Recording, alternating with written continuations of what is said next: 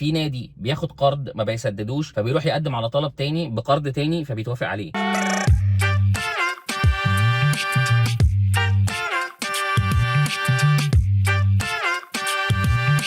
وبعدين بقى في نادي الدوله اللي مش لاقي حد يلمه، اللي كل ما يتزنق يلاقي حد يساعده، وكل ما يتزنق يلاقي حد يزق معاه، وكل ما يتزنق يلاقي فيه فلوس بتجيله من مكان هو ما يعرفش او ما حدش يعرف الفلوس دي بتيجي منين. نادي الدوله الحقيقي اللي ما بيخشلوش فلوس فعلا، ما بيكسبش، ملوش اي مصادر دخل، ما عندوش رعايات بارقام كبيره، ما بيشاركش في بطولات كبيره بتدخله فلوس بالعمله الصعبه، ما بيبيعش لعيبه بره بتجيب له ارقام، ومع ذلك معاه فلوس وبيصرف وبيخش له فلوس وعنده الناس اللي بيدعموه وعنده ومع ذلك الدوله لسه بتساعده. خلينا نتكلم شويه على البيان الاخير اللي نزل من يومين من اتحاد الكوره، والصوره اللي بتحاول تتكون ان اتحاد الكوره قال لا يا جماعه اللي عليه فلوس لازم هيدفعها الاول. وخلينا نتكلم في الموضوع ده شويه، لان احنا بقالنا حبه الموضوع ده طالع ترند. ولو الناس تفتكر كان في خطاب رسمي طلع من نادي النجوم، كانش يخص ساعتها نادي الدوله الحقيقي، كان يخص نادي الدوله الجديد او نادي المستثمر اللي مرحب بيه نادي الاسيوطي، اللي كان المفروض مشاركته في افريقيا غير قانونيه لان عليه فلوس وعليه ديون، لكن الدنيا بتعدي من عندنا بالحب. عندي شويه تفاصيل وعندي شويه حاجات عايز اقولها،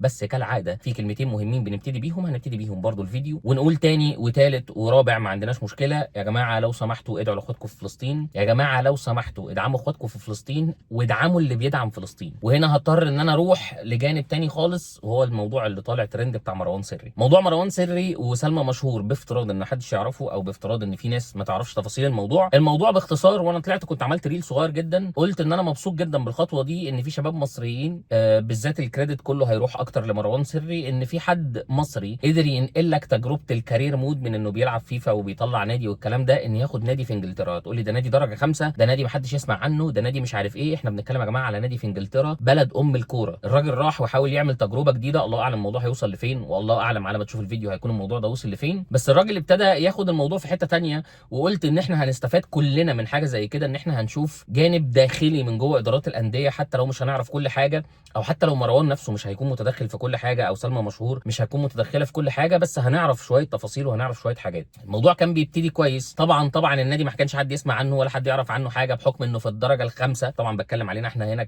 مش مصريين، كعرب اكيد ما حدش هيعرف حاجه عن نادي ترتيبه ال20 في الدرجه الخامسه اللي هي اقل دوري في انجلترا. بس كانت خطوه انها بتزيد الشعبيه للنادي، واكيد الناس كلها ابتدت تعرف النادي بسبب مروان. قبل كده ما كانش حد يعرف عنه حاجه. وفجاه مشجعين النادي طلعوا تويته لسلمى مشهور من 2023 وهي بتدعم فلسطين، عشان يطلبوا بطريقه عنصريه فجه ان الشخصيه دي يتم اقالتها، وعشان يطلع بيان رسمي من النادي ويقيل سلمى مشهور عشان بتدعم فلسطين. هتكلم الاول على دور مروان سري، لان لازم اشكره تاني وتالت ورابع، ومش هو ما يعرفنيش عامه، بس انا بتكلم ان انا مبسوط او بتشرف بموقف زي ده، انه كان عنده رد فعل سريع جدا بلا اي حسابات، من غير اي حاجه، من غير ما اطلع اقول انا ايه اللي هيكسبني وايه اللي هيعمل لي موقف. في ساعتها هو طلع اتصرف على طبيعته من وجهه نظري، انه طلع عمل فيديو صغير مع سلمى وقال يا جماعه انا هاخد خطوات رسميه، وانا اكيد ما اعرفش اي حاجه عن الموضوع ده، وهقول لكم انا هعمل ايه. والناس اللي اشترت تيكتس، لانه كان قبلها بيدعي الناس انها تروح، الناس العرب اللي عايشين هناك، ان هم يشتروا تيكتس ويروحوا يحضروا الماتش، وقال لهم اي حد اشترى تيكت اتمنى ان هو ما يروحش الماتش اللي كان تاني يوم، وانا هعمل له ريفوند من حسابي، هرجع له فلوسه من حسابي الشخصي. موقف يحترم جدا وموقف يشكر عليه جدا. ايه دورنا احنا بقى في النقطه دي؟ ودي النقطه اللي انا دايما بتكلم فيها. ادعموا الناس اللي بتدعم فلسطين عشان ما تحسش ان دعم فلسطين اصلا بيجي عليهم، بعيدا عن ان انت ما بتدعمش فلسطين عشان انت مستني حاجه. بس لما بتتحط في موقف زي ده، وهنا اكتر هتكلم على سلمى مشهور اكتر ما هتكلم على مروان سري، لما تتحط في موقف زي ده وتلاقي الناس كلها في ظهرك والناس كلها بتساندك، الجزء النفسي ده بيفرق جدا. ادعموهم حتى لو انتوا الفكره مش مهمه بالنسبه لكم او الموضوع مش مهم بالنسبه لكم، بس ان شخص يتحط في موقف او يتحط في مأزق بسبب دعمه لفلسطين لازم يحس بدعم الناس، ولازم يلاقيكم وانتوا واقفين في ظهره. واتمنى ان انتوا تعملوا كده، حتى لو بتويته، حتى لو بلايك، حتى لو بفولو ليها، لو شفت الاكونت بتاعها في اي حته ايا كان السوشيال ميديا بتاعتها، لو دعمتها بكلمتين في اي كومنت هتبقى حاجه محترمه جدا، عشان الناس دي تحس ان دعم فلسطين هي مش حاجه غلط، او دعم فلسطين مش الحاجه اللي هتخسرك، بالعكس دي الحاجه اللي هتكسبك وهتكسبك احترام الناس، وده اهم من اي حاجه تاني. لو سمحتوا اقفوا مع اخواتكم في فلسطين، وقفوا مع اي حد بيقف في فلسطين. قلت لكم قبل كده انشروا دايما كلام الناس اللي بتتكلم عن فلسطين وبتدعمهم. معلش لو طولت شويه في المقدمه المره دي، بس انا شايف النقطه دي مهمه جدا جدا جدا، وانا عن نفسي اول واحد هعمل كده، وهحاول ان انا ادعمهم باي شكل انا اقدر ادعمهم بيه. الناس دي تستحق ان احنا نقف وراها. والناس التانيه الجرابيع التانيين اللي هم بقى كاشخاص جرابيع مش كانديه،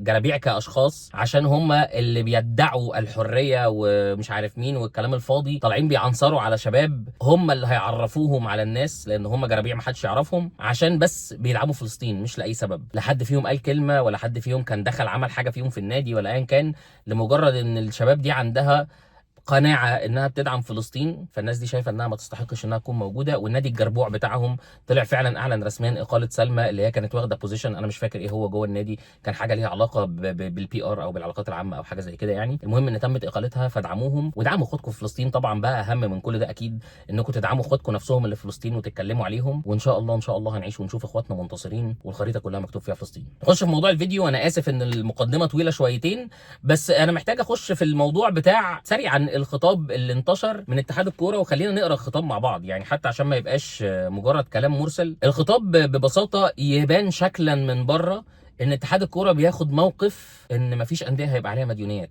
لكن في تركايه كده لازم نرجع لها. تراخيص الانديه الحاقا لخطابنا الصادر اليكم بتاريخ 6/3/2025 والمرفق به متطلبات واشتراطات الحصول على رخصه الانديه للموسم 2025-2026، وايماء الى قرار مجلس اداره الاتحاد الصادر في 7/4/2025 بالموافقه على بدء اجراءات حصول الانديه على التراخيص للموسم 2025-2026. طبعا هتلاقي فوق الساده انديه الدوري العام القسم الاول، يعني ده راح لكل انديه الدوري. نود التاكيد على استيفاء جميع الاشتراطات والمعايير المذكوره بلائحه تراخيص الانديه، وخاصه المعيار المالي، مش دي المعيار؟ المعيار المالي، بحيث يجب على النادي ان يثبت انه لا يوجد مستحقات ماليه مقرره على النادي مرتبطه بكره القدم بناديكم، سواء مستحقه لانديه اخرى او لاعبين او عاملين بالنادي او للاتحاد المصري لكره القدم او الكاف حتى 31/3/2025 وفقا للائحه تراخيص الانديه. وفي حاله وجود مديونيات مستحقه قبل هذا التاريخ فيجب على ناديكم الموقر تسويتها او جدولتها بموجب اتفاق مع الدائن، وذلك بحد اقصى 31/5/2025 وفقا للائحه تراخيص الانديه. خلينا نكمل وبعدين هشرح لكم الجزء ده لان في تركايه كده من تحت لتحت ما عجبتنيش. علما بانه في حاله عدم استيفاء تلك المتطلبات سيؤدي ذلك الى عدم منح الرخصه وبالتالي عدم المشاركه في البطولات المحليه او القاريه لموسم 25/26، وتستكمل دراسه واصدار التراخيص بسداد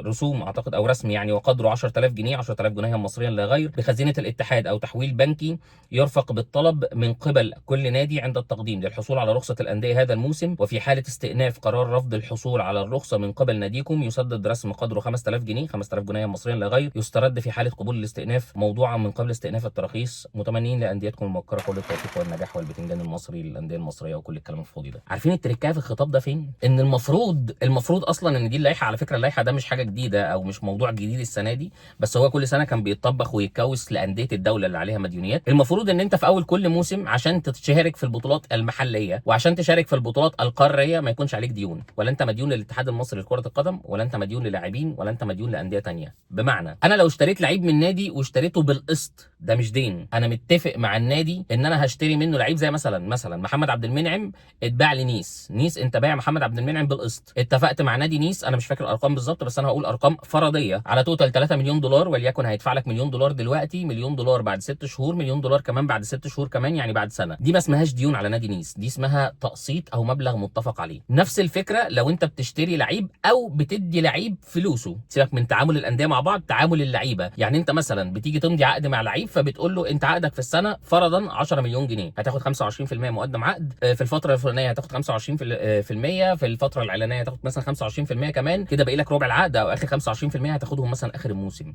كده ما اسمكش مديون بالفلوس دي، اسمها متجدوله بالاتفاق مع الدائن.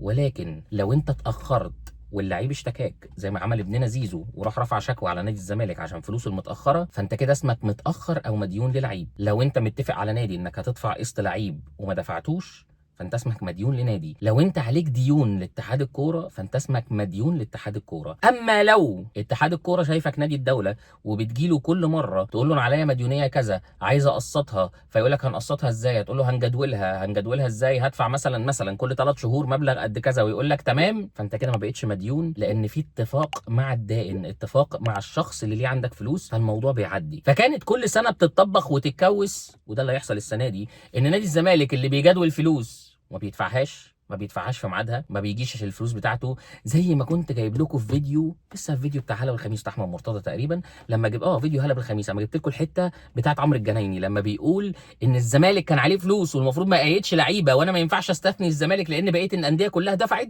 بس كنت بقول للزمالك خلاص تمام مش مشكله، انت هتمضي لي بس ان الفلوس اللي جايه لك من الكاف هبقى اخصمها لما كسبوا الكونفدراليه بتاعت 2019، هخصم انا الفلوس دي وهسجل لك اللعيبه دلوقتي لما كان بيأيد كاسونجو. فنادي الزمالك بين قوسين نادي الدوله، النادي الوحيد اللي بيبقى عليه مديونيات بالارقام دي. واظن كلنا فاكرين لما مرتضى منصور بنفسه طلع قال ان نادي الزمالك مديون ب 60 مليون والمديونات وصلت لمش عارف 90 مليون، وسمعنا ارقام كده جباره، رغم ان في انديه، وطبعا بقى لما تنزل تحت تنزل لانديه الدرجه الثالثه والرابعه، مش هقول لك الدرجه الثانيه، في انديه ممكن ما تأيدش لعيبه عشان عليها 20000 جنيه و30000 جنيه، واتحاد الكره ساعتها بيفرض صدره ويعمل فيها ذكر ويقول لك لا معلش عليكم فلوس، هي دي اللائحه. لكن مع نادي الزمالك مش مشكله، عندك كام 30 مليون، طب قول لي هتدفعهم ازاي؟ 5 مليون مثلا كل 3 شهور، يعني تصدى لي في سنه ونص، ماشي شغال مش مشكله. فنادي الزمالك يجي ميعاد القسط ما يدفعوش ويسجل لعيبه جداد، فالمديونيه تزيد، فتروح تروح للاتحاد تقول له ال 30 مليون بقت 40، طب عايز تعمل ايه يا زمالك يا حبيبي؟ تعالى نقسطهم تاني، او تعالى نجدولهم تاني من الاول عشان اقسطهم واخليهم بقى 6 مليون كل 3 شهور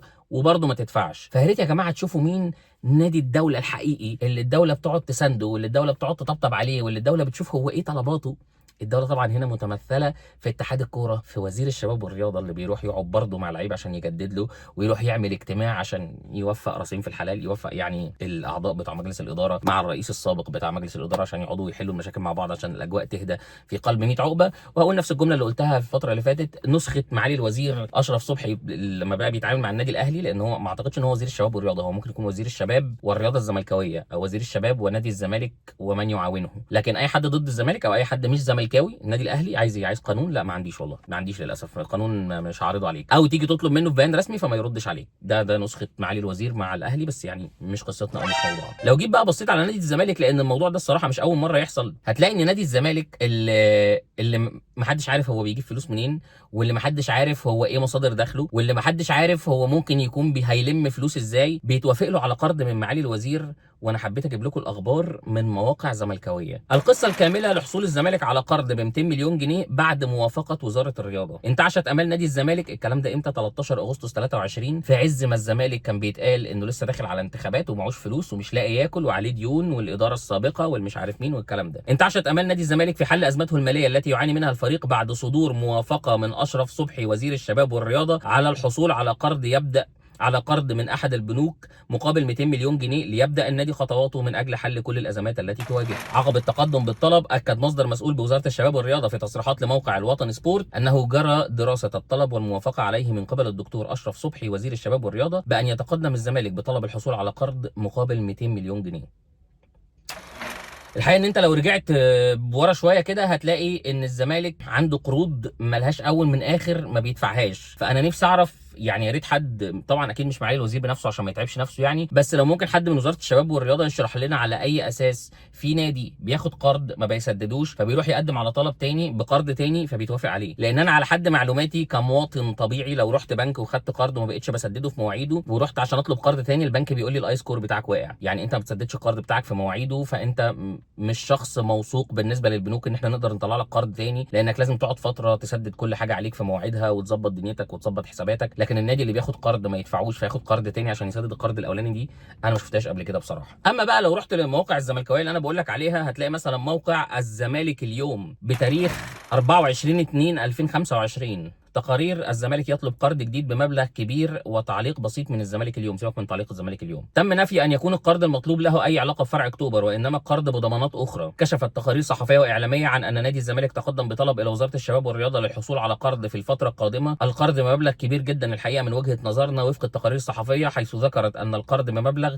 750 مليون جنيه، مليار جنيه الا ربع. طلب القرض جاء وفق الاخبار الوارده للوفاء بالتزامات النادي الماليه، وبسبب الازمه الماليه الطاحنه القرض وفق الطلب الزمالك من المفترض ان يكون بنسبه 5%.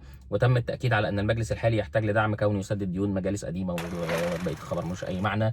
لكن نادي الزمالك خد قرض ب 200 مليون، في قرض تاني كان ب 250 مليون في النص، وكان في اخبار نازله بتسليم القرض ده ميعاده امتى ومش عارف ايه. حاليا حسب التقارير الصحفيه، الله اعلم ده صح ولا لا، الزمالك بيطلب قرض، ومش بيطلب قرض وخلاص، ده بيطلب قرض بمليار الا ربع، ب 750 مليون جنيه عشان الله اعلم يعمل ايه. يعني انا لسه مش عارف بصراحه الزمالك ناوي يعمل ايه بالقروض دي، بس اتمنى ان حد يطلع يشرح لنا، بدل ما الناس فالحه انها تهبهب وتطلع تقول لك هو الاهلي بيجيب فلوسه منين.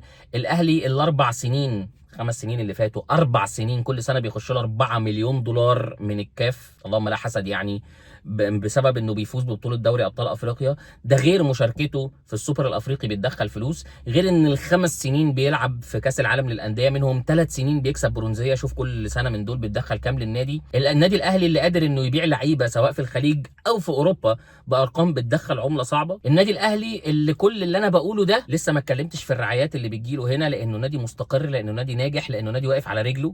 غير بقى شويه الفكه اللي زي بقيه الانديه، اللي هو انا بشارك في الدوري، بشارك في كاس مصر، مش عارف مين، شويه حاجات كده يعني على الهادي. المنطقي ان الناس تطلع تقول هو ازاي النادي اللي ما بيشاركش وما بيلعبش عمال يصرف فلوس وعايز يجدد لعيبه وبيعرض على لعيب 70 و80 مليون بعيدا عن رفضهم يعني، او بيجدد لعيبه ثانيه ب 30 و40 مليون في السنه وعايز يشتري محترفين وبيروح يعمل عقود ومش عارف ايه والكلام ده. لكن لان احنا اهلا بكم في الكره المصريه، حيث ان المدعى ان النادي الاهلي هو نادي الدوله، فاحنا سايبين كل ده وطالعين نقول اصل الاهلي بيجيب فلوسه منين. اعتقد لو ال8 سم اللي بين ودانكو دول بيشتغلوا ب 2 جنيه حتى في اليوم، ما كانش حد فيكم سأل السؤال ده. وعموما لينا قاعده كده في الرايق نتكلم بالتفصيل بقى الاهلي بيخش له كام والزمالك بيخش له كام، ونشوف مين اللي بيجيب فلوسه منين. بس خلينا نروق ونهدى كده ونظبط القصه دي براحتنا.